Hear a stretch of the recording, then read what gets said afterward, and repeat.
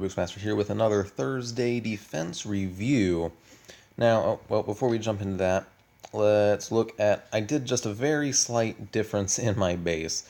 Someone suggested I should do 2 flak guns instead of 2 rail guns. So, I'm sorry, dropped my tablet. So, I built another flak gun, and I swapped those out with the railgun, switched the railgun to the front to keep my base more symmetrical and not make it easier to wipe out both flak at once. Blah, blah, blah, blah, blah. I honestly don't know what to expect. I haven't watched any of my defenses of this setup. I'm expecting less attacks from helicopter platoons, but I am also expecting that I will have been more easily defeated by regular ground platoons that are based around heavy and light vehicles. So let's go. Wow. Actually, just looking at this starting out, there's a lot of blue here that is my beating other people. So let's watch the first one, see what's going on. I think the main benefit of having 2 flaks is, instead of doing like I do when I attack a base and targeting, usually I target the salvo turret and the flak gun with my airstrikes. And if there's not a salvo turret, I will target one of the war factory or barracks or helipad. Since there's 2 flak guns, if you're... yeah, he just surrendered right away. He wasn't really sure what he was getting into right there. Yep. Anyway, I feel like with 2 flak guns, it would serve better for someone attacking to hit with...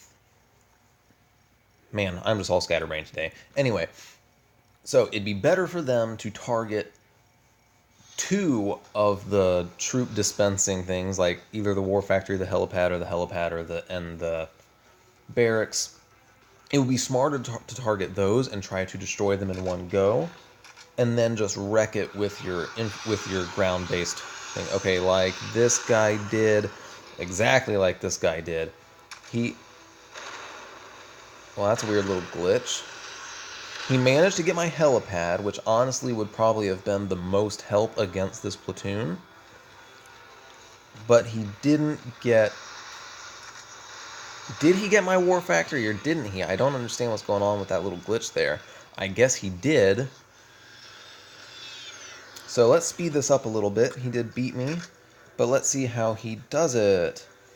I mean, it's going to be pretty obvious how he does it. He's just going to storm the railgun with all his... He has a lot of armor. A lot of armor. And so he's going to storm the... Well, he's not storming the railgun. He's storming in from that way. I guess he's going after the salvo turret first, thinking that his tanks are capable of absorbing a large amount of that railgun damage. But the splash damage that railgun does is just enough that even with that much armor, you always want to target it first. He just goes all in, targeting, and that's the end of that. Now, I don't understand why he had 2 Abrams and the rest Rhinos, with the update that equalized the speed of the Rhinos and Abrams. There's literally no reason not to use Abrams. Now, I didn't pay attention to his level. If he was a lower level, it's harder now to get those Abrams cards than it was before. Because before you could just farm the strongholds and build as many Abrams as you needed weekly. But now I imagine it's a little bit more difficult. Alright, so this guy lost attacking me. Let's see what he attacks with his airstrike. Oh... Bad choice. He tried to attack.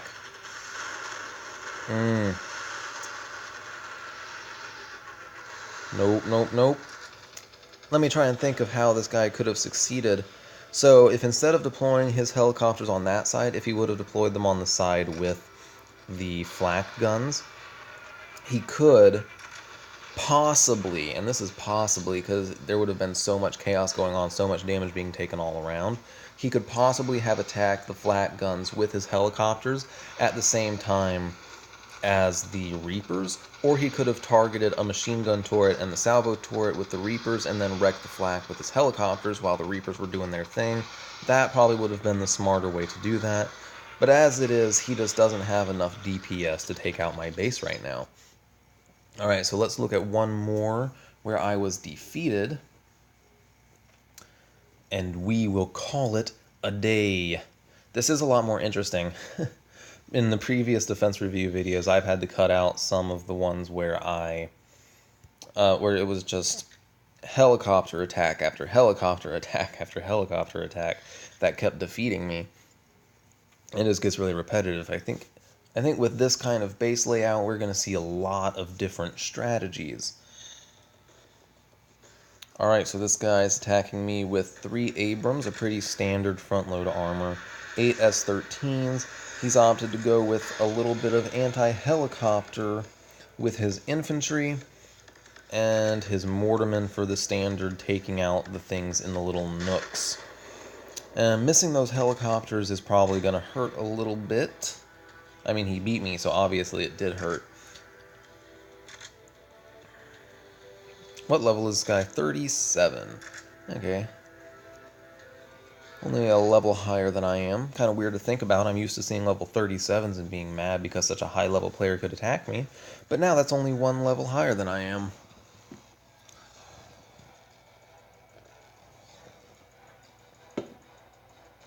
Wait. Did that dude just outrange? Why was my machine gun turret not shooting his mortarmen?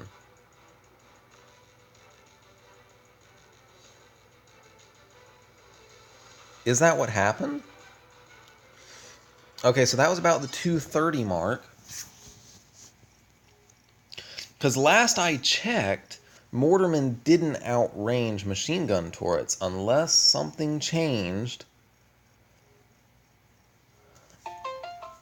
I don't understand. Okay, oh shoot, which one was that?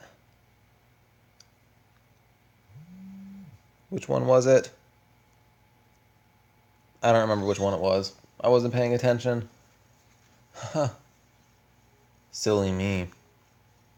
I'll just have to go back and look at that later. Oh, nope, it was this one. Okay, so we're going to fast forward to about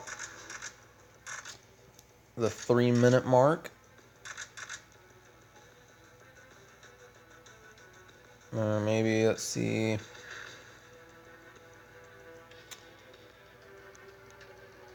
Okay, this is where he's moving his mortarmen up. And they are outranging my machine gun turret. Really? Alright, let's fast forward this to the end.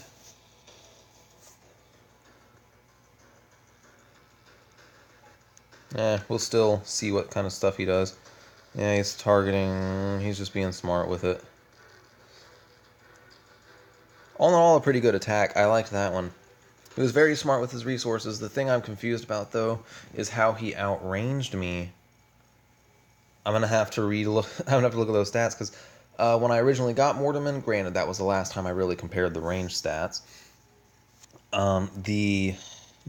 The machine gun turret outranged the mortarmen by, I don't know, it wasn't very much, but they still outranged them. Okay, so the machine gun turret has a range of 360. Machine gun turret has a range of 360. Mortarman has a range of 310. Okay, so I have no idea what was going on there. But, that's a little bit weird. Now, some of these, the replays a lot of times are not in sync with what is actually happening on the screen. I have noticed that. But if you guys have experienced something like this and you know what's going on, tell me about it. So that's the end of this defense review. If you guys have a different kind of base layout you want me to try, let me know. I think for at a very minimum, I'm going to try spreading these buildings out just a little bit so I can move the salvo turret back towards the mountain, even just a few blocks, and I'd be able to target the mortarmen that keep attacking my helipad from behind the mountain. Anyway, if you guys have any ideas, let me know what you want to see. And until then, y'all have an awesome day.